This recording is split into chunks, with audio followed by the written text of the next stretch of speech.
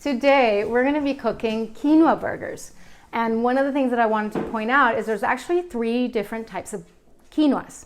There's the white, the red, and the black. And what we're going to show you today is 2 versions of the same recipe because of the finished product. When we combine our quinoa with red beet or beetroot, it actually will change it. Because of the blackness of the quinoa, we won't see that bright red color, but when we cook it with white quinoa, it'll actually look like a real meat burger, but it's not. It's quinoa. We've just dyed it with our beetroot.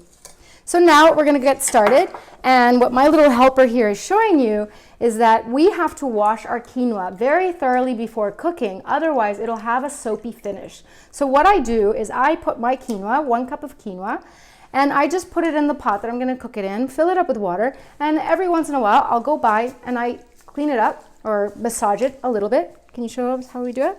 And we do the same with this one. This one's a little tight. And then we go ahead and empty out the water, and we are ready to cook our quinoa with 1 cup and 3/4 for 1 cup of quinoa. So 1 cup and 3/4 of water for 1 cup of quinoa. Okay, so let's get started. So now that I've removed the water where I was rinsing the quinoa, I've gone ahead and put 1 cup and 3/4 into my pots, and I've waited for it to start bubbling. Now we can start the timer. And one little thing that I forgot to mention is that I always cook my quinoa with a little bit of seaweed called kombu.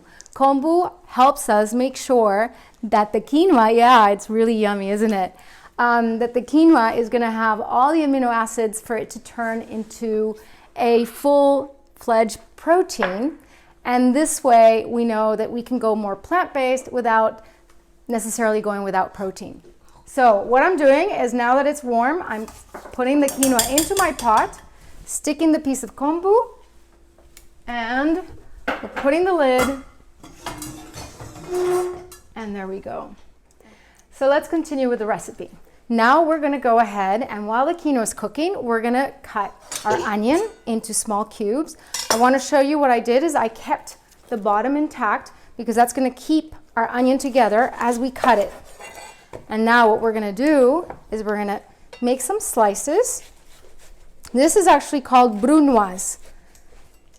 And then once we cut horizontally, we can cut vertically.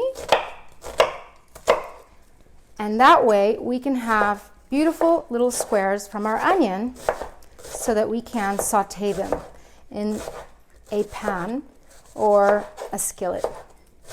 And what I wanted to show you is that you can, if you think your children are not going to like the taste of onion, then go ahead and use leek.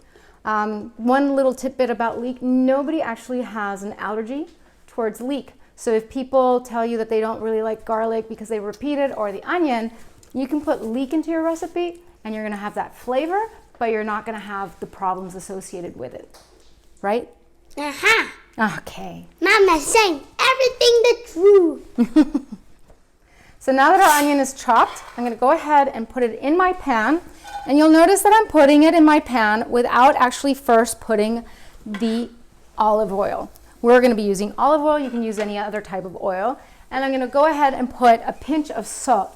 And this is what's going to make it start releasing water. So when the onions or the leek and even the garlic as well, when they start actually sweating and letting go of water, that's when I recommend putting a little bit of olive oil, because then we're going to be cooking with less oil because it won't absorb it. When we put oil for the first time in the pan and heat it up and then throw our onions in, then they absorb all that oil and we end up cooking with more oil. So this way we can avoid cooking with so much oil. So now we're going to inspect our quinoa. Luca, can you turn it over? Look, our quinoa is done. And so a little trick that I have to make sure that it stays nice and fluffy is to just put a paper towel and then we cover it.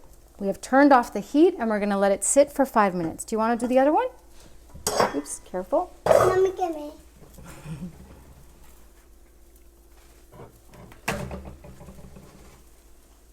Go ahead. Oh, there we go. Perfect. And now we can continue cooking our onions. So we've put our garlic in, and now we're going to go ahead and put some spinach in both our preparations. There we go. No. I cut up the spinach and I put it in my pan as well as the garlic, and we're just letting it wilt for a little bit before we're going to bring this all together into our burgers. 2 teaspoons, of cumin, because we like cumin. But if you want to measure, you have to do like this. Well done. Okay. That. Good. All right, go ahead. And now that our spinach is cooked with our onions and garlic and the spices, we're going to go ahead and put them in a bowl. Hello. And we're going to add the beans. And we actually cooked our beans, so we soaked them overnight. We took away the water, we put new water in, and we cooked them with a little bay leaf and some kombu as well. And now we're going to go ahead, remove the bay leaf and put it in the bowl. All of it? All of it. There we go. And the beans we're using is our asuki beans, but you can also use black beans, pinto beans, that doesn't really matter, as long as they're beans, because we want the goodness of the bean. And right now, we're not going to be measuring. What we want is for you to blitz this up. And careful if you put it in a food processor, because you actually don't want to overdo it. You don't want it to be a paste. You want it to have some chunks into it. Should I know? Yes. And now it comes down to whether you want to add real egg or a substitute version of it, which is really just ground flax seeds that you use basically 1 tablespoon to 3 tablespoons of water. So we're adding our water here, and we're just going to let it sit for a little while, like 10 minutes, and that's going to actually have the same gooey glue consistency that our egg has in our burgers. Okay. Okay, yeah, now we're going to go ahead and add our quinoa, which is very nice and fluffy. And we're going to make sure. Huevo. And take away the kombu. And in English?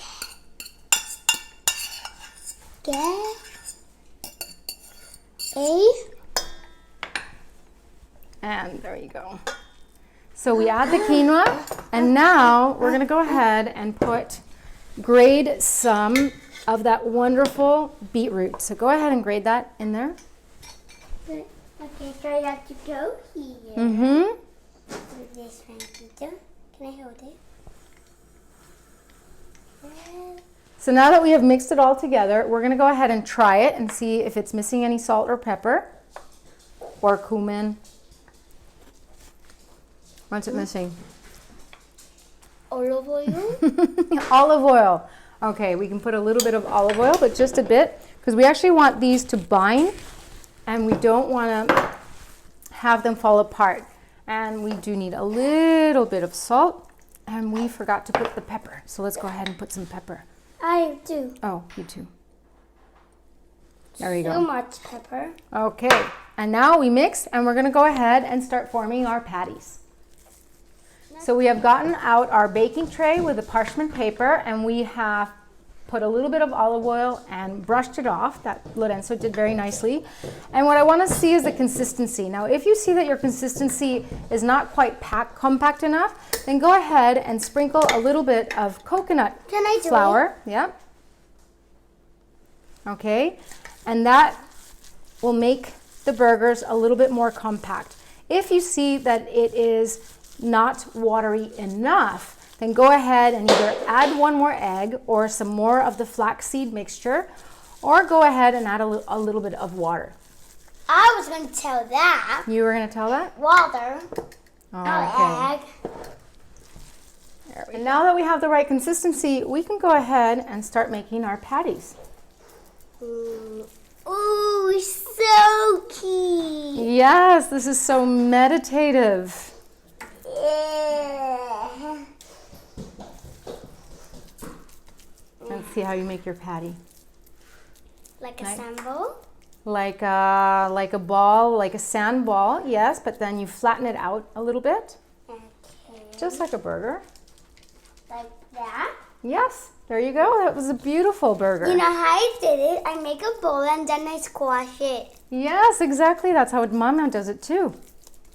So we've made roughly 12 burger patties, and now Lorenzo's going to put it in the oven at 180 for... And as well, if you have a smaller pan like that, you will have 6. Yes, you can do 6 or you can do 12. And I always recommend putting... Lorena, señor, pongo, Yes, abro. yes.